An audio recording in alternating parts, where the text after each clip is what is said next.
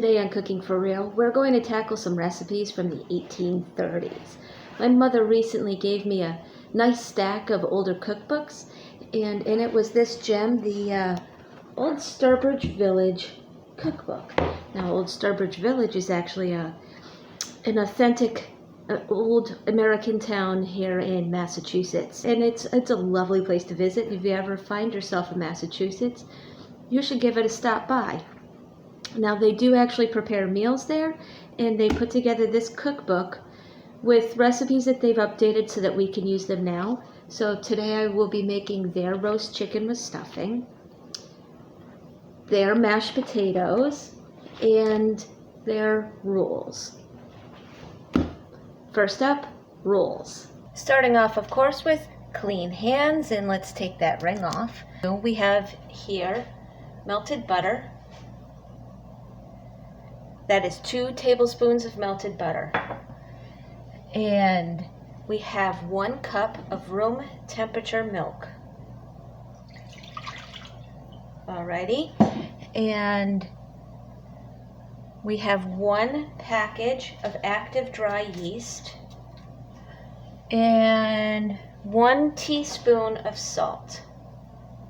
Now it says to mix these together, and as the yeast activates, the mixture will get foamy. Now that that is all combined, what we're going to do is add 1 teaspoon of baking soda.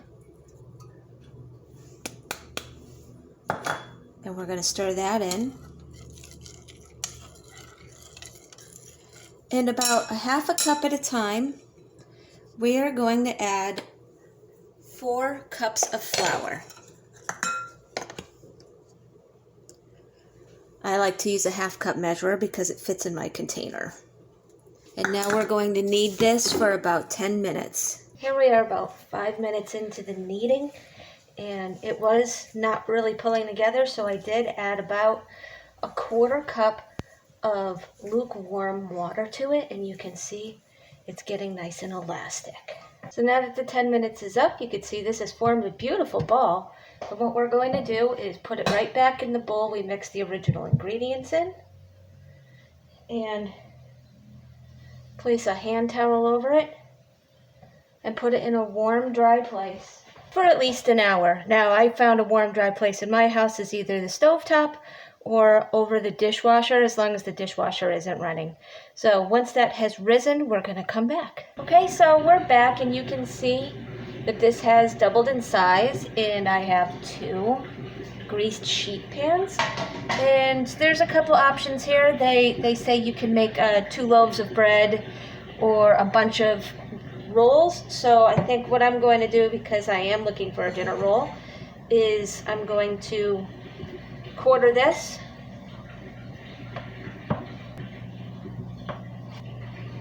Now they're calling them finger rolls, so I'm guessing that they are not very big. I'm looking to get about 8 out of each of these.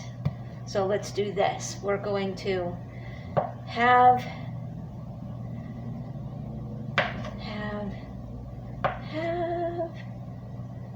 Now that's in quarters. That's in quarters. Let's make a shape out of it.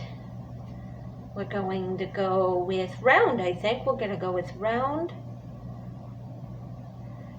Pop that onto the cookie sheet.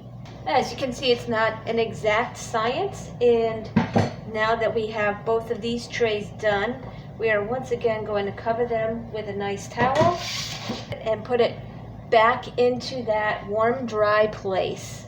So now, as you can see, that these have all doubled in size, and I'm about to pop them in the oven. Now, the recipe calls for a 400-degree oven for 8 to 10 minutes.